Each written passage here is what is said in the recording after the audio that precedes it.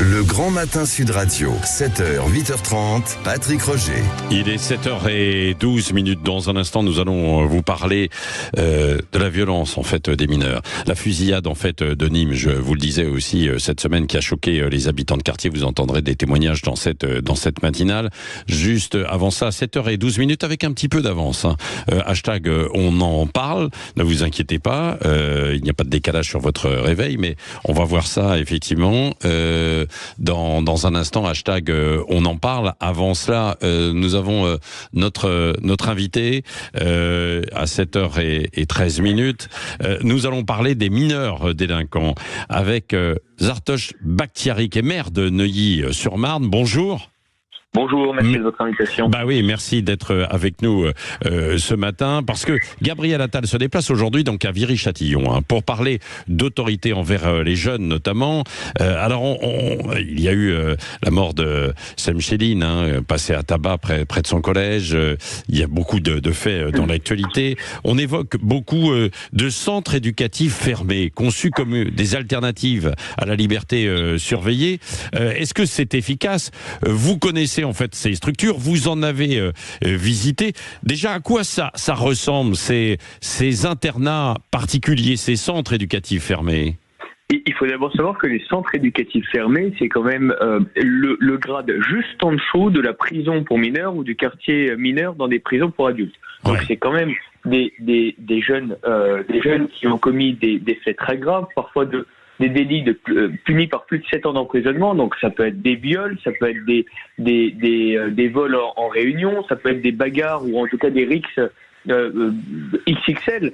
Et donc ce sont ces jeunes-là qui sont dedans. Ouais. Dans ces centres, vous avez 10 à 12 personnes, 10 à 12 jeunes qui y sont pour une durée de 1 à 2 ans au maximum. Et à l'intérieur, enfin honnêtement, ça ressemble juste à un petit pavillon, un bâtiment avec un peu de verdure autour. Enfin, ça dépend de la configuration de chacun. Ouais. Mais il faut quand même se dire que pour 10 jeunes à l'intérieur, vous avez 30 encadrants. Et en réalité, vous avez 2 cuisiniers, vous avez une quinzaine d'éducateurs, etc. Sauf qu'en réalité, quand vous voyez la manière dont ça fonctionne, moi j'ai été franchement sidéré.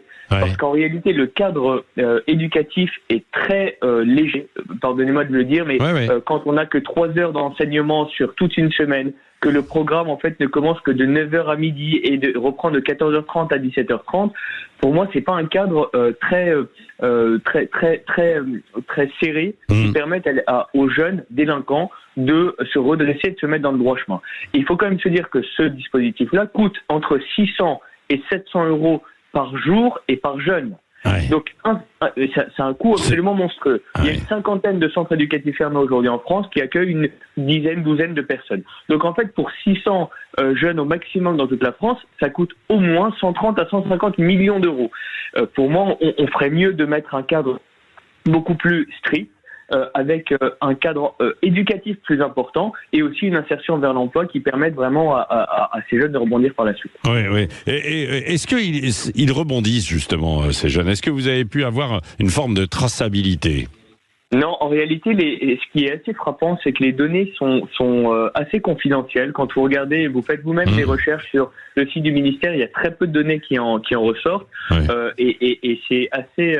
voilà, moi j'aimerais qu'on y voit plus clair d'abord avant de vouloir renforcer ce dispositif, parce que pour moi, honnêtement, quand on a des jeunes chez nous pendant les émeutes, on avait des gamins de 13, 14, 15 ans qui ont lancé des cocktails Molotov sur le commissariat à 4h du matin. Enfin, là, il y a toute la chaîne qui est manquante. Il y a la parentalité évidemment, mais il y a aussi la sanction. Est-ce que la représentation de la sanction pour le jeune qui, sans avoir cette peur-là, continuera à faire ses bêtises encore et encore jusqu'à sa majorité et bien après. Bon, ce n'est pas forcément la solution, c'est ce que vous dites, Zartosh Bakhtiari. Pas du tout. Non.